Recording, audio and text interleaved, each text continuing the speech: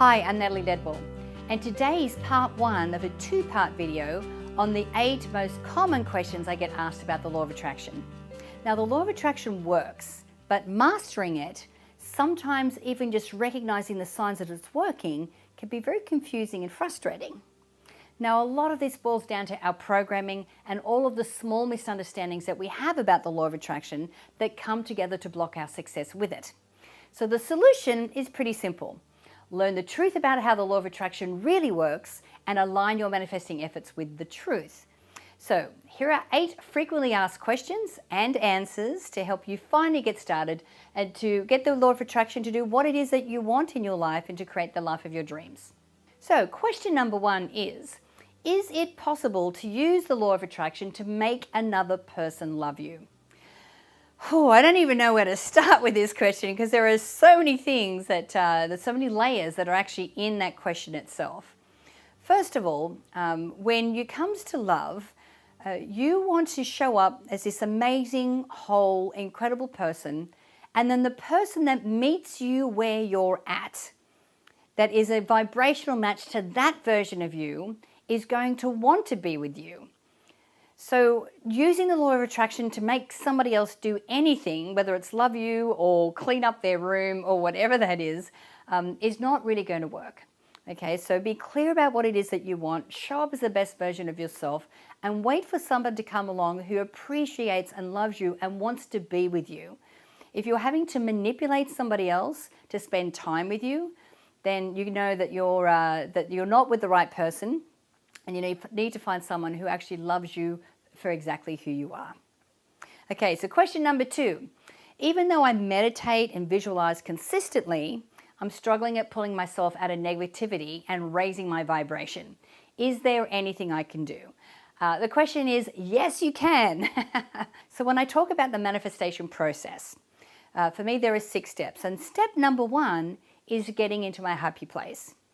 So when you're in your happy place or in a higher vibration, then everything is in flow and everything is easy. So your higher vibration is actually positive emotion.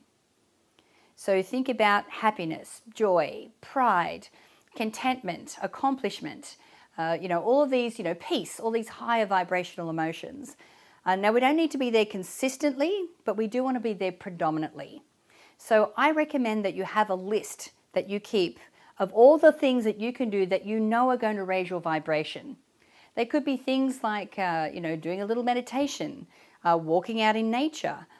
For me, it's going down to the dog beach and watching dogs play on the beach, going for a drive, playing your favorite song. So have a list of those things so whenever you can feel yourself feeling down and negative, that you can actually look at your list and do something on that list to really help to raise your vibration.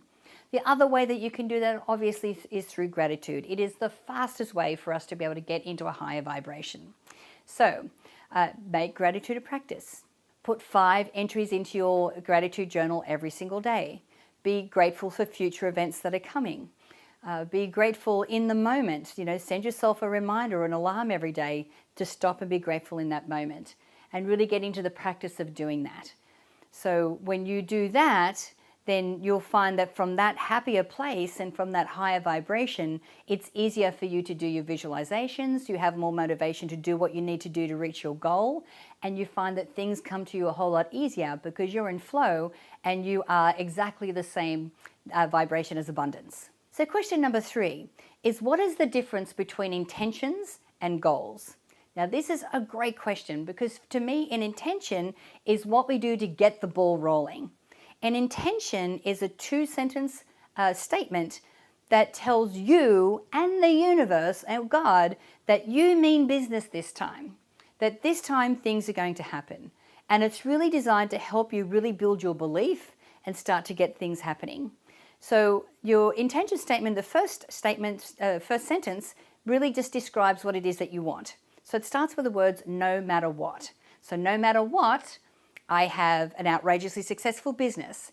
I have a passionate and loving relationship. I have optimal health and vitality. Okay. The second sentence starts with, this enables me to, and then you describe your why. So this enables me to travel with my family, to go on holidays, to donate to charities, to be able to spend more time with my kids, so whatever that is. And then what you do with that intention statement is you type it out, you stick it on your mirror, and then for at least a week you want to look yourself in the eye, and with the most conviction and resolve that you have, you want to say that intention statement to yourself in the mirror so that you build that belief system and you start that going. Now, your goals are actually specific measurable things that you want to achieve. So a goal could be a certain amount of money per month. It could be being able to run a flight of stairs without, any pain. It could be, going on a certain amount of dates. It could be being in a relationship. So this is the difference between intentions and goals. So goals are measurable and intentions are the big statement that you're telling yourself and the universe that things are going down this time. Okay, question number 4 is I do everything. I read, I meditate, I listen to subliminal audios, yet I'm still struggling with the law of attraction. What should I do? So what I want to describe here is why we sometimes struggle in the beginning. Now, often I find that when we start to get into a practice of gratitude, and we start to set our goals and we get excited for our future, it feels really euphoric. It's so positive in the beginning. Then you kind of hit a wall and sort of start to, go down the wall and go, what's happening? Why am I feeling so negative? And there actually is a scientific explanation behind that. So for every thought that we think, there is an emotion attached to it. And for every emotion that we feel, there is a chemical that is also attached to that. So what happens is that when in the past, if we've been going towards a goal and then we have our negative programming and that little voice in our head telling us all the reasons why we can't do it and why should we bother, we're not worthy and we don't deserve it, then what happens is that the emotion that is attached to those thoughts that we've been thinking over and over again for 20, 30, 40 years, the chemical that's attached to that emotion is what our body gets addicted to, because that's what we're used to. So what happens is when we start to move and go into gratitude and start to feel these different emotions, every cell of our body is going, whoa, wait a minute, I'm addicted to that other chemical, I don't know what this is. So it can feel like you're struggling. It can feel like you're walking through concrete. It can feel like, the things aren't going well. But I encourage you to keep moving forward. Keep doing your practices. With your gratitudes and other things, you may have to fake it till you make it until, you find that your body gets used to these new chemicals, and then you'll get into flow and it'll be so much easier from there. So this is the end of part 1 of this video. I have another 4 questions I'm going to answer in the next video for you. But before I go, I'd like to ask you, do you have any law of attraction tips that have helped you to manifest successfully? So if you do, please share it with the community in the comment box below. My name is Natalie Ledwell, and stay tuned for a new release every Friday and Saturday. Thanks for watching, and bye for now.